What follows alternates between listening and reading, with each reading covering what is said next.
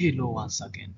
I'm by the name of Isadora Sierra. I'm a student of BS3 Computer Software Engineering. I'm going to present one of my assignments in the module called Multimedia Code of COE 3164. My story is called The Forgotten Village. I'm writing based on the story of Forgotten Village called Ashmere, and there's one Daga who take a list to find that village and finally found it, and she's been being a sacrifice of that village. Let us into this my stories. Uh, Chapter 1 is called Echoes of the Past. There's a village nested in the shadow of the towering Backdown Mountain in a place forgotten by time and lost from memory. It was a village not found on maps, not spoken of by travelers, and not remembered by those who once lived nearby. Elders from Eastern Town sometimes whispered about it, always in a hushed voice, as if mentioning its name aloud would steal something along, but they called it Ashmere. Few who sought the village ever turned, and those who did come back changed.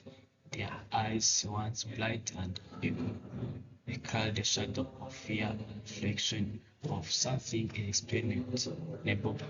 They spoke little of what they had seen, if they spoke at all. It was said that the village had once been vibrant, full of life and care, but something had happened, something so terrible that the world seemed to have collectively decided to forget it, but not everyone could let it go. Ilianda Holloway was one of them.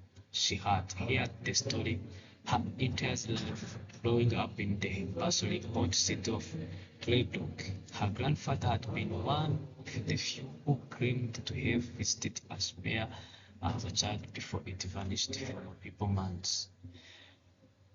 In his letters, he spoke often of it, his linked hand trembling with fear as he called its faded streets and empty homes. But Eliana was always left with more questions than answers. When he passed away, she found a small, little-bound journal among his belongings. Inside scraped parsley in his hand were his account of Ashmere, a mixture of memories, dreams, and vague direction. Despite her family warning and the strange silence that greeted her inquiries about the village, Eliana decided to go looking for it.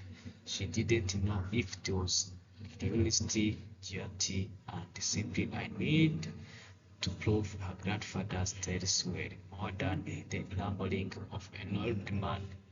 But sometime deep inside her stayed, urging her to find the forgotten village. Let us dive into the chapter 2, called Into the Unknown. The journey began under the sky heavy with storm cloud. Eliana packed her few belongings, map, journal, some provision, and headed toward the Blackthorn Mountain. She knew the road would be long and perilous, but nothing could prepare her for what she would face. As she left the summit of Globrook behind, the world seemed to change. The familiar landscape of rolling hills and scattered farms slowly gave way to dense, untamed forest. The powerful calm purples and the strange shadow that between the trees.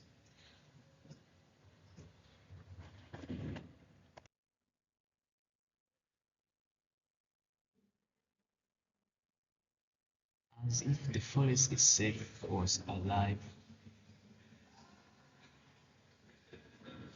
watching her every move. The few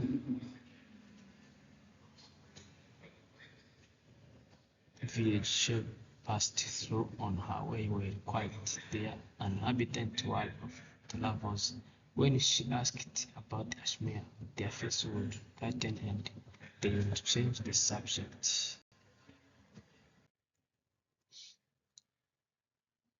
It wasn't until she reached the small village of Lookup, the last settlement before the mountain, that she met someone who knew anything useful. We looked for Ashmere, an old man at the village inn asked her one evening, his eyes narrowing with suspicion. His name was Old Trask, and he had lived in low cabin his entire life. Most who go looking for the place doesn't come back. I need to find it, Irene insisted, pouring out her grandfather's journal. My grandfather went there, he left clues. I just need to know if the village still exists. The old man sighed, glancing around the room as if to make sure no one was listening. It is it exists all right, but it is not what it used to be. Something happened there, something bad. The land remembers the tree, the stone, everywhere, but hold on to the darkness. I'd advise to forget about it. Turn back now before it is too late. Iliana thanked him but refused to heed this warning. She was too far into the journey to stop now. The next morning she set off into the mountain, her heart pounding with both fear and excitement. And now let us look about chapter 3, the village revealed. The trial grew steeper and more treacherous as Ilianda ascended into the Blackthorn Range. The air grew colder and an unnatural silence settled over the mountain. Even the wind seemed hastened to blow as if afraid of disturbing something. Days passed and the general election became increasingly vague. At times Ilianda feared she was lost. But just when she was about to turn back, the path opened up before her, revealing the valley hidden between two jagged peaks, and there, nested in the mist, lay Ashmead. It was just as her grandfather had described, silent and desolate. The village was overgrown with once starting houses were crumbling into lines. The streets were empty, but something about the place felt alive. The air was thick with a sense of watching, waiting. Ariana passed quickly and she stepped carefully through the street, her boots glancing on the brittle remnants of what had once been life.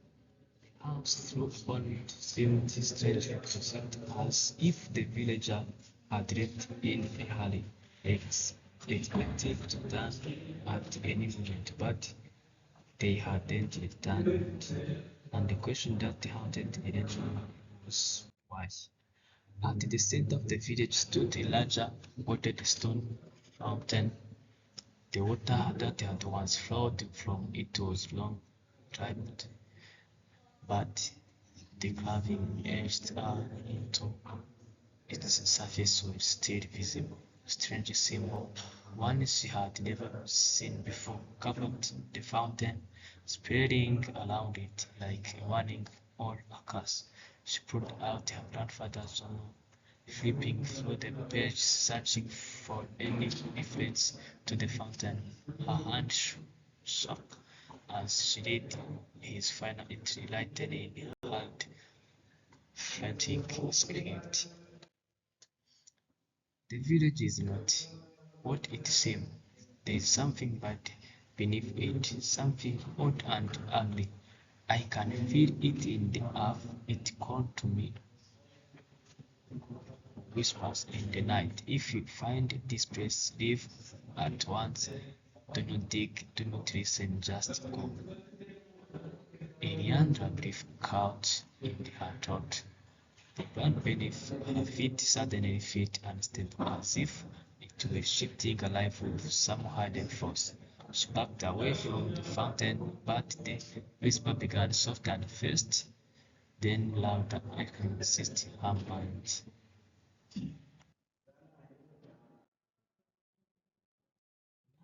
Dive into chapter 4, The Darkness Below. Here, our daughter found more darkness. The sun The sun was setting, casting long shadow across the village as the moon picked up, carrying with it the distant halo of unseen creatures. The sky turned the priest shade of people, and Eliandra felt the overwhelming sense of dread, and the journey fell from her hands, and she crowded her head, trying to drown out the whispers and blood at the throat, but it was too late. The ground beneath of the fountain and beneath the deafening law, sending flood of the stone flying in all directions, a deep black pit lay before her.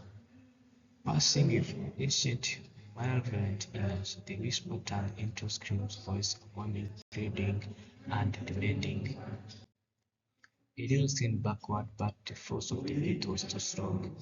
It pulled at her, drawing her closer to the edge, as if it recognized her, as if it had been waiting for her.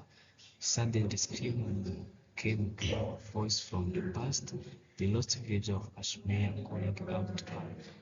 We had forgotten the cast. Do not leave us here. The wind howled, and Eliana fell to her knees, tears streaming down her face as the weight of the village slowly pressed down. She understood now. Ashmere had not been abandoned. It had been consumed by whatever dark force lay beneath it. The villagers had become a part of it, trapped in the limbo between life and death. With a final surge of the strength, Linda rose to her feet and turned away from the pit she knew what she had to do. And chapter number 5 is what Edenda has had to do. The whisper flowed her as she fled the village, but she did not look back. The ancient curse Ashmere had claimed her grandfather, and now it haunted her. But Edenda was determined to break the cycle. She ran through the mountain, her heart pounding in her chest until she reached the edge of the valley. There, under the dying light of the sun, she knelt and made her decision. The village needed a sacrifice. The curse had to be contained, sealed away once more, and there was only one way to do it. Taking a brief, she whispered her final farewell to her family and to the world she would never see again. And with that, she turned back toward us, walking into the darkness that awaited her. As the village disappeared from sight, so did Eliana always, becoming one of the forgotten. The village returned to its timeless slumber, waiting for the next soul to awaken it, but this time it would wait a little longer. Thank you for watching my story. This is the end of the story, The Forgotten Village. Thank you.